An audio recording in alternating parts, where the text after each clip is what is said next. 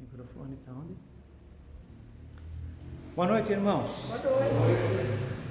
Hoje, com a ajuda de Deus, nós vamos estudar sobre o sofrimento humano. Então, o tema: enfrentando os sofrimentos com fé. Nós temos como texto base Colossenses, capítulo 1, do verso 24 ao 26. Se os irmãos quiserem acompanhar, eu estou lendo aqui pela Almeida, né? Atualizada.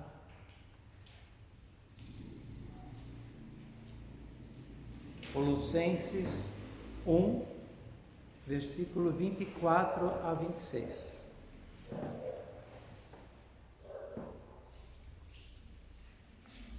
Já? Vamos lá?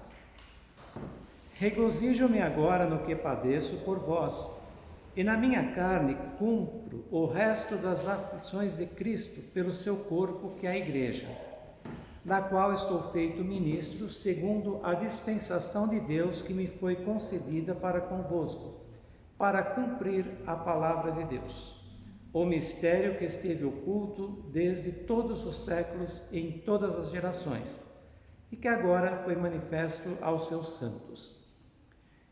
Esses versículos, irmãos, na verdade, eles teriam que ter um estudo só para esse versículo, mas eu vou fazer rapidamente uma análise. Aqui nós estamos vendo que o apóstolo Paulo, quando ele fala que ele se regozijava naquilo que ele padecia, não é que ele era masoquista, mas ele se alegrava porque ele tinha uma identificação tão forte com Cristo, e como nós somos, né, o corpo de Cristo, então ele dizia que na carne dele, ou seja, na minha carne, eu cumpro o resto das aflições de Cristo. E ele sabia que, por intermédio desse sofrimento, Deus havia dado para ele a revelação da dispensação da graça. E essa dispensação da graça, quando ele fala assim: a dispensação de Deus que me foi concedida para convosco, para cumprir a palavra. Quando fala cumprir a palavra, é no sentido de apresentar esse mistério que estava oculto, que seria registrado nas Escrituras. Esse cumprir é, digamos assim, completar as Escrituras. Então, por intermédio da revelação que Jesus Cristo deu a ele, nós pudemos entender o mistério que estava oculto. Qual era esse mistério? O corpo de Cristo. Que por intermédio do corpo de Cristo, todos os povos seriam reunidos. E ao mesmo tempo, nessa revelação, como Cristo, como a imagem do Deus invisível, Criador de todas as coisas, cabeça da igreja, autor da nossa redenção, e assim por diante. Então, mais ou menos assim, resumido, só para os irmãos terem uma ideia. Mas vamos nos ater aqui mais no sofrimento. Então, quando nós sabemos a respeito do sofrimento, isso nos traz um certo alívio. Então, por exemplo, aquele pai que sai todos os dias, 5 horas da manhã, para ir trabalhar, e ele pega ônibus lotado, pega trem, muitas vezes até um pouco enfermo, mas ele está tendo esse sofrimento porque quando ele acabou de sair de casa, ele olhou no bercinho lá, ele viu o bebezinho, viu o filhinho dele, e aquilo dá força para ele. Então, aquele sofrimento que ele está tendo num serviço às vezes pesado, mal remunerado, mas que dá para que ele possa arcar com o seu lar, as consequências da vida e fazer com que a sua família seja suprida. Então, esse sofrimento que é normal que ele possa ter, ele é justificável. Então, mais ou menos isso, o apóstolo Paulo está dizendo sobre isso. Então, ele sabia que o sofrimento dele fazia parte do plano de Deus, justamente pela revelação que Deus colocou nele. Está claro até aí, irmãos? Muito bem, quando nós falamos de sofrimento, existem palavras que nós dizemos que são palavras grávidas. O que são palavras grávidas? é uma palavra que, dita simplesmente, ela não traduz a essência dela. Por exemplo, sofrimento. Sofrimento pode ser... Tem divisões de sofrimento. Posso falar sobre sofrimento físico, sofrimento emocional, sofrimento relacional, sofrimento financeiro, sofrimento espiritual. Então, por exemplo, quando nós falamos de sofrimento físico, no caso do apóstolo Paulo, segundo aos Coríntios, capítulo 12, do verso 7 ao 10, ele vai falar justamente sobre o espinho na carne que ele teve. E esse espinho na carne também, Deus mostrou para ele, embora ele orou 3 vezes para que afastasse dele esse espinho, o Senhor falou: não, minha graça te basta, porque o meu poder se aperfeiçoa na fraqueza. E aí também ele entendeu, falou: bom, eu estou sofrendo, mas pela excelência da graça, das revelações que Deus me deu. Então, mais ou menos assim, eu vou te dar uma revelação tal, mostrar os mistérios, mas para o teu próprio bem, eu vou permitir um espinho na tua carne, para que você sinta as tuas fraquezas, as tuas misérias, e você esteja sempre aos meus pés, justamente para quê? Para que a obra seja perfeita, certo? Então, irmãos, quando nós falamos de sofrimento físico, existe a doença, a dor pode ser causada por um acidente, ou pode ser uma dor por alguma enfermidade, e a incapacidade também, muitas vezes devido a acidentes ou até problemas de alguns órgãos, que sofrem, as pessoas ficam incapacitadas. Quando fala de sofrimento emocional, aqui nós temos no Salmos 42, nós percebemos que há um sentimento, ou melhor, sofrimento emocional do salmista. Por quê? O salmista, mais ou menos para os irmãos terem uma ideia, vou resumir assim em poucas palavras o Salmos 42, percebe-se que o salmista está distante, ele está exilado. Então, ele diz o seguinte, que ele sente sede da presença de Deus como a corça, quando vai procurar a água, Então, o que acontece? Por que ele fala isso? No Antigo Testamento, a presença de Deus ou era buscada você olhando para a banda de Jerusalém, ou você estando no templo. Então se vê que ele estava exilado e ele sentia falta. Mas graças a Deus, após a vinda do Senhor Jesus, nós sabemos que os verdadeiros adoradores adoram a Deus em espírito e em verdade. Então, por exemplo, nós estamos aqui, é a mesma coisa, por exemplo, para mim, vou ser sincero com os irmãos, se tivesse uma irmã ou um irmão aqui, eu iria ter a mesma alegria de falar, se poderia ter 10, 20, 30, 50. Por quê? Porque não é só a quantidade, e também uma coisa importante, em qualquer lugar que nós nos reunimos, o Senhor está conosco. Então, é interessante que quando o Senhor Jesus conversou com aquela samaritana, ela dizia a respeito do Monte Gerizim, aí ele falou a respeito de Jerusalém, foi falado a respeito de Jerusalém, mas ele disse o seguinte: os verdadeiros adoradores adorarão ao Senhor em espírito e em verdade. Então, nesse Salmos 42, depois os irmãos podem ler em casa, nós vamos perceber essa tristeza, essa solidão, essa ansiedade, e é o que nós passamos também. E é interessante que nas Escrituras nós temos vários momentos de sofrimentos e de pessoas boas, porque em Jó, Deus já deixou bem claro que não são os pecadores só que sofrem, muitas vezes os bons, até os santos, sofrem até mais.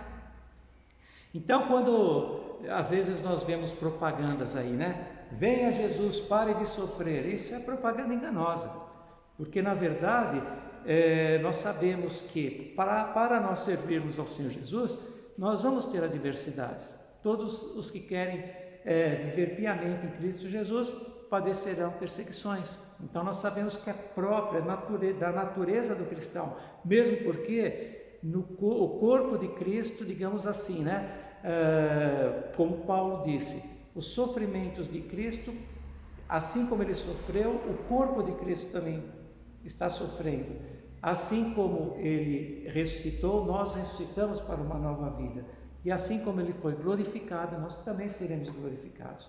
Então ele disse, se fizeram com o madeiro verde, que era ele, quanto mais com o seco, que somos nós, né? Então nós não devemos estranhar, como o apóstolo Pedro falou, né? Estranhar ardente sofrimento que vem sobre nós. Aí depois sofrimento relacional, conflitos, perda, rejeição.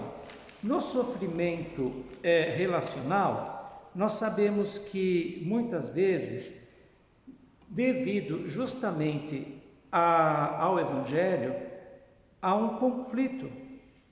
Há conflito na família. Às vezes nós temos conflitos em relação à rejeição. É o que aconteceu comigo também. Chegou um momento que eu teria que ter um corte relacional. Ou eu iria buscar totalmente a Cristo, ou eu ficaria na tradição, né? Então nós temos que tomar muito cuidado quanto a isso, porque é natural que esses sofrimentos, perda, todo mundo tem. Inclusive, uma coisa importante, irmãos, que eu gostaria de deixar bem claro para os irmãos, todos esses sofrimentos que nós estamos vendo aqui são universais. Ninguém escapa de sofrimento. A criança, quando ela acabou de nascer, ela nasce e já sofre. Por isso que ela já nasce e já chora, né? Ou seja, ela estava lá aconchegante, num lugarzinho quentinho, não precisava de nada. Aí de repente ela vem para esse mundão aqui, ela sente a separação e já começa o sofrimento, né? Agora, quando fala de sofrimento relacional, está escrito assim, em Lucas, né, que tem aí a referência, porque daqui em diante estarão 5 divididos numa casa, 3 contra 2 e 2 contra 3. O pai estará dividido contra o filho e o filho contra o pai, a mãe contra a filha e a filha contra a mãe, a sogra contra a sua nora e a nora contra a sua sogra. Ou seja, os inimigos do homem serão da sua própria casa. Por quê? Justamente devido ao Evangelho, né? Sofrimento financeiro. Esse é praticamente o mais comum, né? O sofrimento financeiro, eu coloquei aí Mateus 6, 25 a 34. Na verdade, o Senhor Jesus disse assim, né? A respeito da ansiosa solicitude pela nossa vida.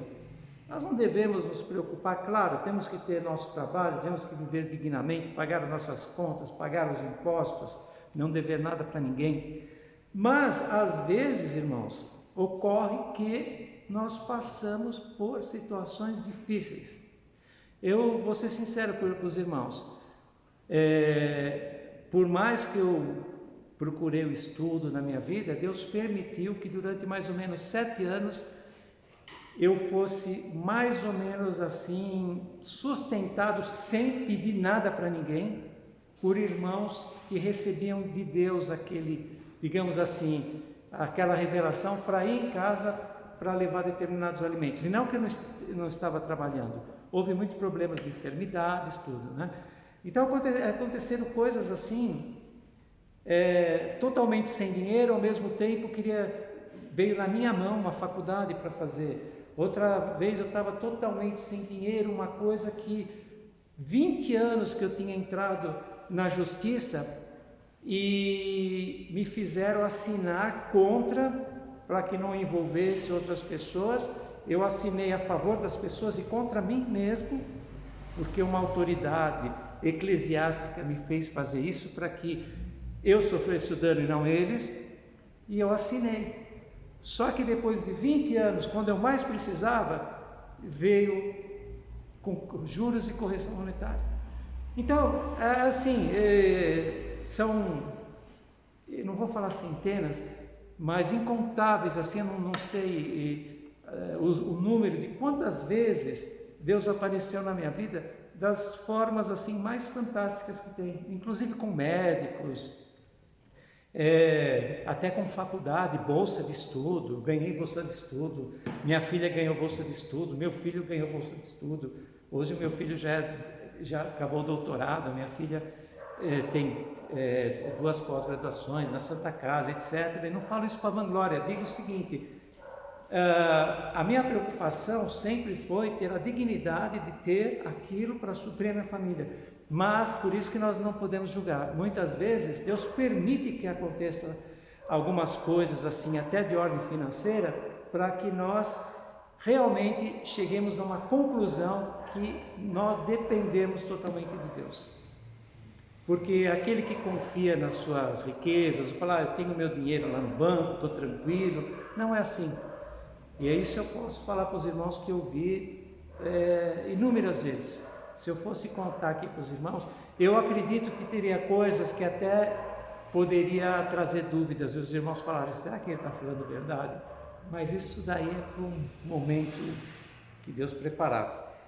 Só estou dizendo assim que eu fui realmente uma prova viva que Deus, Ele supre a nossa necessidade. Então por isso que diz, mas buscai primeiro o reino de Deus e a sua justiça, e todas estas coisas vos serão acrescentadas. Muito bem. Depois, sofrimento espiritual. Aqui nós vemos no sofrimento espiritual, Salmo 51. No Salmo 51, não sei se os irmãos se lembram, o profeta Natan foi repreender Davi. Porque Davi, em vez de ir ao campo de batalha e ir à guerra, ele ficou em casa, deixou a tropa toda lá, deixou todo o exército ir, e ele ficou na boa lá, né? Desculpa a expressão. Aí, como diz, né? A cabeça vazia é a oficina, né? De Satanás. Aí ele vê a mulher de Batseba se banhando e ele vai lá e faz o quê? Adultera. E ainda depois, para que o seu pecado não ficasse evidente, porque ela ficou grávida, se engravidou, coloca Urias, que era o esposo dela, na frente de batalha. Para quê? Para que fosse morto. Aí nós falamos assim, como pode um homem tão assim frio, cruel, vamos dizer assim, ser chamado amigo de Deus, segundo o coração de Deus? Mas tem um segredo aí. Ele chegava a sentir as misérias dele, a pedir perdão e, digamos assim, se diluía na presença de Deus. Então, no Salmo 51, os irmãos vão ver como ele suplica o perdão, como ele tem um verdadeiro arrependimento, porque o verdadeiro arrependimento, irmão, só vem pelo Espírito Santo mesmo. E ele buscou e realmente ele atingiu o grau máximo, digamos assim, para ser chamado segundo o coração de Deus. Não que isso justifique, tanto é que ele pagou. Uma coisa é ser justificado por Deus, mas outra é pagar a sua dívida perante a justiça. E ele pagou. Pagou inclusive na sua própria família, seus próprios filhos. Nós vimos que a vida dele foi bem complicada, né? Então isso acontece muitas vezes, né? Você vai na prisão, alguém que aceita o Evangelho, ele aceita o Evangelho, sim, perante Deus ele está livre do seu pecado, mas ele vai ter que pagar lá, se for 10, 15, 20 anos vai ter que pagar. E depois, quando ele sair de lá, a vida dele não vai ser tão fácil também, mas perante Deus ele está livre, né? Então, quando diz aqui sofrimento espiritual, a dúvida muitas vezes, né? Será que Deus está comigo? Será que Deus está na minha vida? Às vezes chega a loucura de falar, será que Deus existe? Será que o Evangelho é a verdade? Tem loucuras assim, na dúvida. Por quê? Porque nós somos rodeados muitas vezes, né? Por espíritos que vêm colocar dúvida nós temos a luta da carne contra o sangue e também contra as hostes espirituais da maldade. Então, às vezes tem a dúvida, às vezes sente aquela separação de Deus, ou porque nós erramos ou até pecamos, nós sentimos aquele vazio, sentimos que estamos distantes de Deus, embora nunca isso aconteça, né? Acontece, mas às vezes sentimos. Então, os tipos de sofrimento.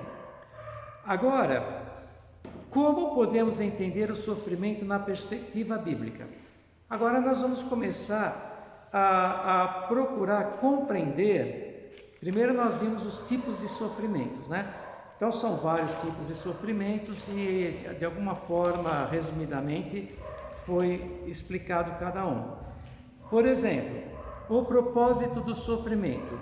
No Romanos capítulo 5, do versículo 3 ao 5, está escrito assim: e não somente isto, mas também nos gloriamos nas tribulações, sabendo que a tribulação produz a paciência, e a paciência a experiência, e a experiência a esperança, e a esperança não traz confusão, porquanto o amor de Deus está derramado em nossos corações pelo Espírito Santo que nos foi dado. Ou seja, aqui existe um propósito. Por exemplo, eu me lembro que às vezes os irmãos falavam assim: estou pedindo paciência para o Senhor. Aí eu brincava: você está pedindo a tribulação. Ele pensa que paciência vai cair do céu. Estou aqui assim, de repente Deus me dá paciência. Não. Como que vem a paciência? Olha só: tribulação produz a paciência, paciência a experiência a esperança, e a esperança não traz confusão. Ou seja, o propósito do sofrimento na vida do crente é tirar as rebarbas, é fazer com que ele seja mais maleável, com que ele seja mais amável, com que ele seja mais piedoso, entende, irmãos? Com que ele seja mais paciente. Então, quando nós entendemos que o sofrimento, igual o apóstolo Paulo entendeu, que o sofrimento é justamente para o bem daqueles, né? Todas as coisas contribuem para o bem daqueles que amam a Deus, daqueles que são chamados do seu decreto. Você já começa a entender que esse sofrimento não é algo que nós vamos ser nem masoquista e nem é Deus que está judiando de nós, mas devido à nossa carne, devido ao pecado, devido à natureza mesmo humana, muitas vezes nós temos que passar por esses processos. Aí depois, a esperança e a perseverança. 2 Coríntios 1, 3, 7. Ele diz assim, eu só vou falar um versículo: a nossa esperança a respeito de vós está firme, sabendo que, como sois participantes dos sofrimentos, assim o sereis da consolação. Então ele diz o seguinte: se com Cristo nós sofremos, com Cristo nós também reinaremos. Então é algo assim, nós temos que entender, irmãos, é como eu disse, né? Não é questão de querer sofrer pelo sofrimento, simplesmente de ser um masoquista, mas saber que de um jeito ou de outro nós vamos passar por esses processos, porque a nossa natureza, ela precisa dessa ferramenta. Agora, e o mundo, e aquele que não está no Evangelho, ele sofre também. Só que o que acontece? Muitas vezes o sofrimento dele é de tal forma que até pode levar a Deus, que ele vai procurar às vezes o motivo da sua existência, ou às vezes ele pode simplesmente recorrer, como nós também podemos às vezes. É até normal às vezes recorrer a médicos, a psiquiatras, a psicólogos, mas na verdade, irmãos, pode até amenizar, mas nós sabemos que aquilo que nós temos que passar, nós vamos passar para o bem da nossa própria alma, tá? Então, a esperança e a perseverança.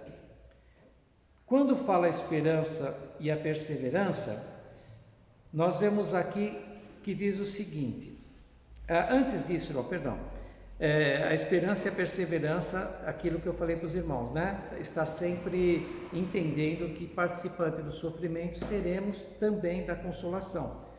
Na transformação pelo sofrimento, segundo aos Coríntios capítulo 3, versículo 18, diz assim: e todos nós, com o rosto desvendado, contemplando como por espelho a glória do Senhor na sua própria imagem, como pelo Senhor o Espírito. Como pelo Senhor o Espírito. Então o que diz assim? Nós somos transformados de glória em glória. Então, na verdade é o seguinte, assim que a santificação, ela é um processo. Ninguém se converteu e já virou um santo, né? A santificação é um processo. E esse processo, às vezes, para um, para outro, demora. Mas, na verdade, nós temos que, aos poucos, ir se assemelhando a Jesus Cristo. Claro que a verdadeira transformação será só quando nós formos glorificados, mas existe um processo. Então nós percebemos que muitas vezes, se nós observarmos a nossa vida, começar a pensar, no passado eu era assim meio agressivo, no passado eu era nervoso, agora parece que eu sou menos. No passado eu não levava desaforo para casa, agora... Mas por quê? Porque você, aos poucos, foi passando por processos que a tua carne foi sendo amortecida. Então, são esses os motivos, né? Agora, enfrentando o sofrimento com fé. Na terceira parte, né? Eu coloquei, aqui seria a parte C. O apóstolo Pedro, primeira epístola de Pedro 5:7, diz assim: lançando sobre ele toda a vossa ansiedade, porque ele tem cuidado de vós. Então, na verdade, é assim, nós temos um conforto da parte de Deus no nosso dia a dia, justamente por compreendermos a soberania de Deus. Então, nós sabemos que Deus é soberano. Por exemplo, se nós formos voltando ao apóstolo Paulo, ele só sofreu, porque ele apanhava, quando não apanhava era preso. Inclusive, a carta aos Colossenses, ele fez na prisão. Então você imagina, só que a prisão, irmãos, não era essa prisão aqui, igual a gente vê, que embora seja ruim, a prisão deles era uma masmorra, era um buraco lá escuro, cheio de ratos e baratas, e lá no escuro e sem ventilação, sem nada, né?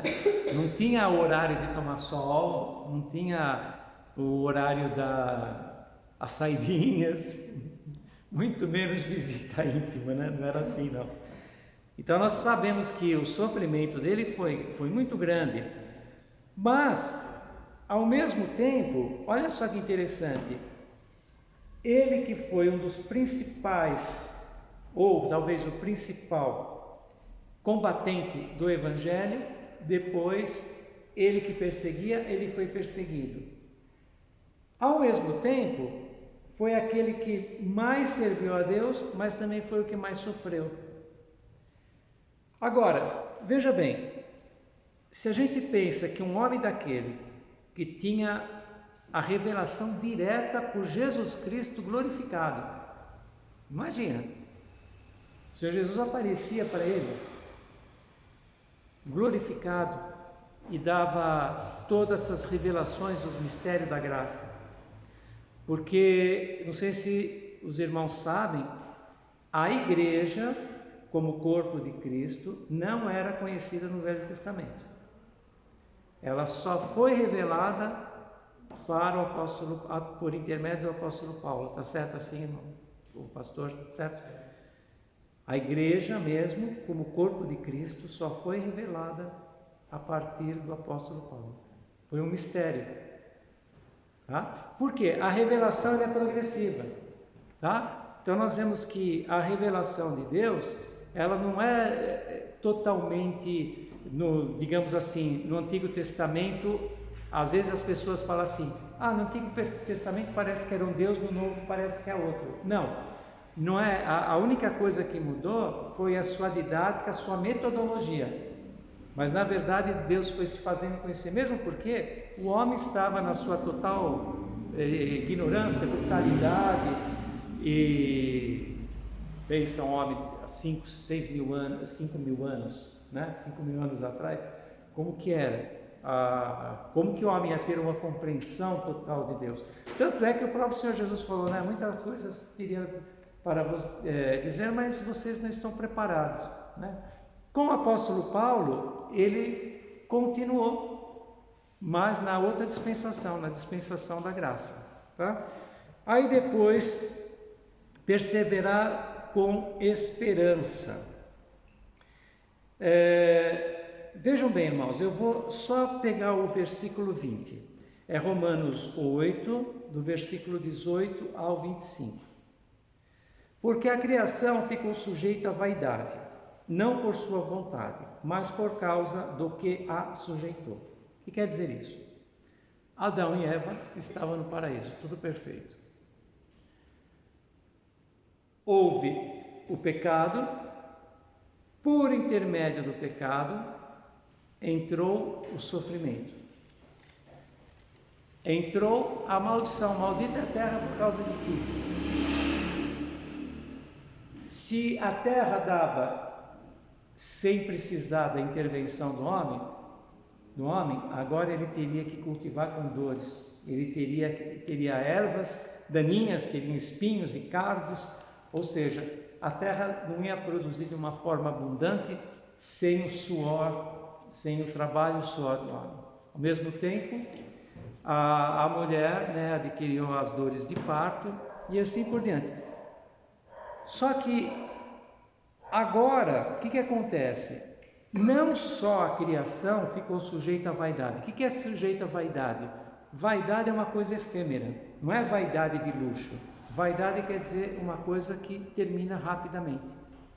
Então, a terra passou a ser algo impermanente, ou seja, há um desgaste na terra. E a própria criação e a criatura geme para que um dia seja restaurada. Eu não vou entrar numa outra parte, mas, digamos assim, vamos esperar novos céus e nova terra, sem entrar no milênio. Então, irmãos, agora, buscar apoio espiritual, para terminar. Consideremos-nos também uns aos outros para nos estimularmos ao amor e às boas obras. Não deixemos de congregar-nos, como é costume de alguns, antes façamos admoestações, e tanto mais quanto vedes que o dia se aproxima. Por exemplo, irmãos, nós estamos aqui, eu acredito que, a despeito de qualquer coisa, embora a exortação ela foi assim rápido, mas eu acredito que foi melhor do que se nós ficássemos em casa. Por quê? Quando nós procuramos nos congregar, mesmo porque o que eu estou trazendo é a palavra de Deus, né? Então ele diz assim: consideramos também uns aos outros para nos estimularmos ao amor e às boas obras. É o que nós estamos procurando. Aí ele fala para não deixar de nos congregarmos. Então, nós estando aqui, embora num número pequeno, mas glória a Deus por estarmos aqui, por buscarmos aquilo que é do alto. Sabemos que cada um tem os seus problemas, tem as suas adversidades e muitos devido a serviço, não é isso, não é uma questão de julgamento, mas eu digo o seguinte: esse apoio espiritual também vem da nossa convivência, de cada um, mediante aquilo que Deus deu a cada um, né? Por exemplo, a irmã Maria José, a parte que Deus deu para ela hoje, eu não sei tocar piano, ela sabe, acho que muitos sabem. Então a parte dela foi essa também, em relação a chamarmos a oração. Os irmãos que estão aqui, a nossa convivência, a nossa conversa, no meu caso aqui a demonstração, a exortação está sendo dada, ao mesmo tempo a palavra de Deus está sendo lida, explicada, exortada. Então tudo isso daí faz parte do quê? Desse movimento que nós estamos buscando a Deus, nos congregando. Por isso que fala, não deixemos de congregar-nos, como é costume de alguns. tá? Então, a quantidade, isso daí é, mesmo porque, irmãos, nós estamos aqui no Brasil. Se nós formos, por exemplo, vai lá na Coreia do Norte, lá não tem obra de Deus, tal, tem, é escondido, mas tem. E ainda é subterrâneo, ainda às vezes 2, 3 pessoas. Bem, então aqui nós estamos num número excelente. Não precisa ir muito longe, vai em certos lugares, França, Canadá, Islândia, vai lá na Islândia, para ver se tem a igreja assim estaria lotada, né? Então nós temos que também pensar sobre esse aspecto. Bom, o propósito desta noite, irmãos, tem a ver com a conclusão que eu vou ler agora. Gostaria que os irmãos todos acompanhassem a leitura, a conclusão do nosso estudo. Podemos constatar que o sofrimento é universal. Sim, o sofrimento faz parte da condição humana. Não só humana, né? Até dos próprios animais. Todo ser humano passa por diferentes tipos de sofrimento. Então, esses diferentes tipos, eu dei alguns lá em cima, né? Para que os irmãos tivessem uma noção de quais são esses tipos de sofrimento. Porém, nós que conhecemos o Evangelho de nosso Senhor Jesus Cristo, temos uma compreensão. Hoje nós vimos um pouquinho por que nós sofremos. E conforto pela palavra de Deus. Ou seja, além de nós sabermos, nós somos também, e tem em nós o conforto, o consolo do próprio Espírito Santo. Então isso é uma maravilha. Nós somos privilegiados e, embora estejamos muitas vezes em sofrimento, mas temos a palavra de Deus que não só nos ensina, nos ajuda a conhecer o porquê nós sofremos, mas também nos conforta. Que nesta noite possamos nos encorajar e enfrentarmos com fé e gratidão os nossos sofrimentos, pois, como bem disse o apóstolo Paulo. Agora eu gostaria que os irmãos, para nós fecharmos, como a Maria José fez, nós lêssemos todos juntos para encerrarmos, tudo bem? Então vamos lá? Porque para mim tenho por certo os sofrimentos do tempo presente não podem ser comparados com a glória a ser revelada em nós. Amém. Amém. Que Deus nos abençoe. Amém.